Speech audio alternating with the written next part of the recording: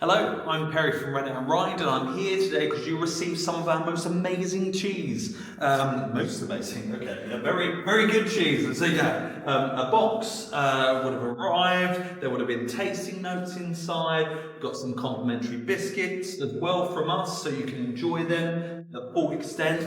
And yeah, so I'm a Affineur of the Year 3 times consecutively. Not anymore. I was invited to judge last year and next year, so I won't be for 2 years. Which was very different. But I suppose 3-time winner is quite enough. I'm a super jury judge as well, Cheese Awards. I got to represent England, which was one of the most amazing things that you can achieve within the cheese industry, and I thought it was years off, but I got there. And yeah, I mature all these cheeses in this room. We're down our Dillon aisle at the moment. We swap them back and forth at the moment from this side to the other.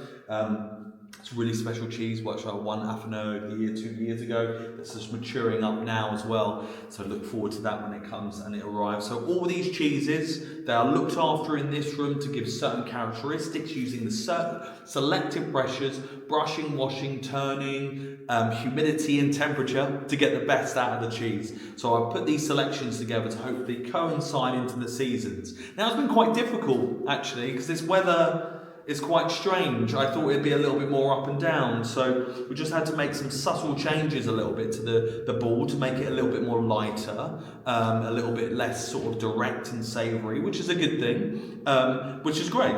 But the first cheese, let's just dive in, right? First cheese we have up is Kirkham's Lancashire. Kirkham's Lancashire, one of our oldest cheeses. I was looking up earlier, in like the 1920s, there was like 177 Lancashire makers. In 1940s, there was only like 17 remaining. So it's one of the oldest cheeses that we make in the country. It's one of my personal favourites. Great place to start. Tasting really great at the moment. This is a lactic kind of territorial style cheese. One of the cool things about it is that the curds, so you separate curds and whey, cut your junket, that's your jelly, whey drains off, your curds are there. They're left to sit for a few days, which allows them to acidify, and that's why you get that really nice like yogurty kind of area in most of these Lancashire territorial styles. Aroma, that's delicious. That's more savoury than I was expecting. We've got that sort of acidity, that yogurt that's there. That's always going to be obvious. But there's a little savoury note that's kicking behind it, which makes it quite cool. Texture's nice to cut, actually. Really cool. Let's have a taste. Delicious. Really leaning into that savoury edge, which is exciting. I wasn't quite expecting that. They're moving into this kind of more mineral. Interesting. That's far more savoury, brothy, kind of in that more umami actually, more like miso soy area, which is quite interesting. I'm still getting that lactic acidity, but normally I don't quite see that from the Lancashires. That's a very good batch of Kirkham's, which is amazing. Yeah, Kirkham's Lancashire. Enjoy it. Really great profile of it. Clothbound, it's buttered on the outside as well. You know, you really have to be careful of that in the maturing rooms because you don't want it to rot and you don't want the rind to just sort of ingress and not become a thing. It smells really delicious, very buttery. Next cheese we have up is Brightwell Ash, made in Wales, which is a phenomenal cheese. They were in Oxford first of all, and they've moved over there now. It's a great set of goats over there, beautiful pastures. I mean, look at that to cut. I mean, it's a really beautiful texture that's on there. That difference between the ash-covered rind on the outside and then the interior of the white goat always looks really stunning to me. Let's have a smell.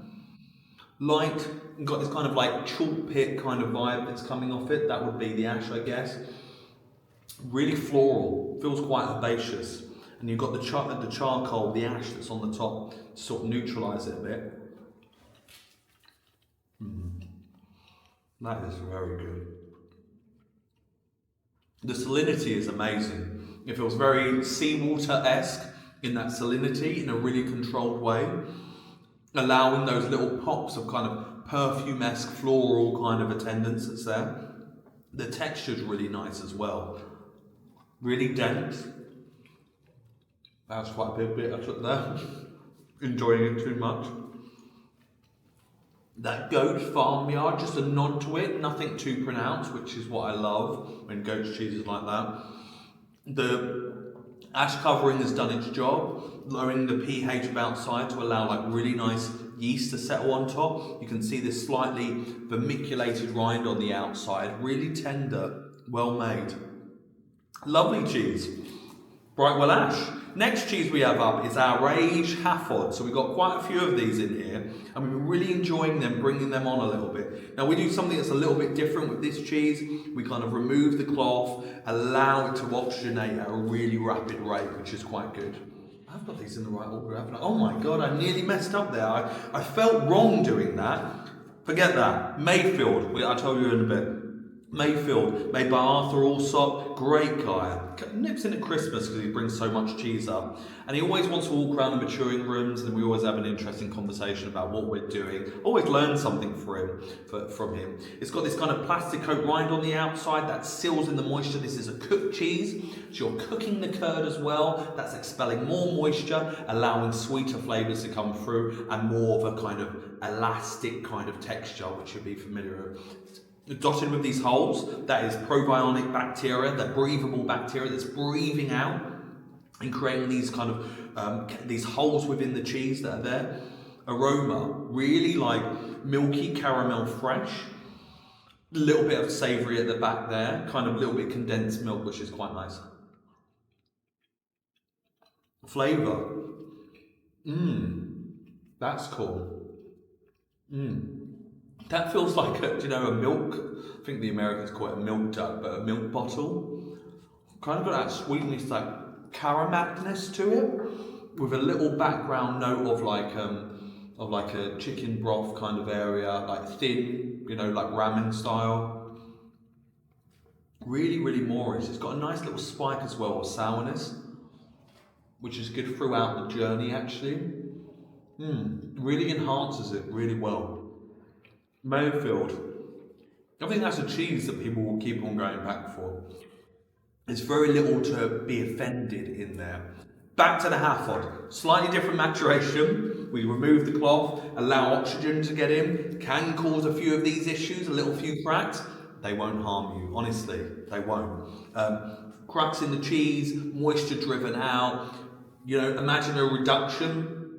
You're making your gravy. The more the steam comes off, the more condensed the flavour gets within the cheese. And that's kind of what we do with the Halford. We think that intensity is there. The oldest organic cheesemaker in the UK, based in Wales, Blendon Far. That's my Welsh. Please don't correct me. Aroma, lovely. So well balanced. That cheddary acidity is just there in a really nice way. That sort of subtle, feels like zippy every now and again. But you can feel like quality of that sweet kind of nut coming through, but in a really subtle way. Ayrshire cows, great quality once again. They're all about quality. I mean, you can see from the colour, the dark sort of yellow, that butter fat that the Ayrshires give off just creates amazing flavours. So this is the thing. The trade-off, that is very, very good. The textural trade-off that you have for like removing that amount of moisture is really satisfying. Makes it like quite difficult on the palate, compared to all the others. You have to work with it a little bit, and that just allows the cheese to expand so much more. And that reduction means that it moves into that area of a really concentrated kind of Marmite kind of area that falls in there. Lovely little pips of kind of like milkiness, quality, Parma ham kind of saltiness which is in there. And the length, bloody hell, the length is amazing. It's really great, the length. That rind's interesting as well, so enjoy that. Really smells like here, bit fragrant. Halford, well done, lovely cheese. Last cheese we have up is the Duke. That's our very own cheese. Won Super Gold at the World Cheese Awards when I wasn't judging at the World Cheese Awards. So everything's above board there. This is like made with a starter culture, which is like penicillium glaucum, which allows the breakdown to happen more. The interesting thing is, obviously, with the extreme heat, not only the farmers are having issues with kind of like the farmland and everything like that, we're having issues as well with our units and how often they're kicking in. So we've got a drying room these guys sit in for a little while, and that obviously is like a fan-led thing, which is led by the coolant. So obviously the hotter the environment is externally, the more that kicks off quite frequently, which is great. Well, it's not great. It makes your cheese quite dry in a way, but we've actually lent into it here because we think that this is good for like a board that would be a little bit lighter considering the weather and where it is. So we've got a nice black veining kind of in there as well. I love seeing that in the cheese. That's like one of my favourite things.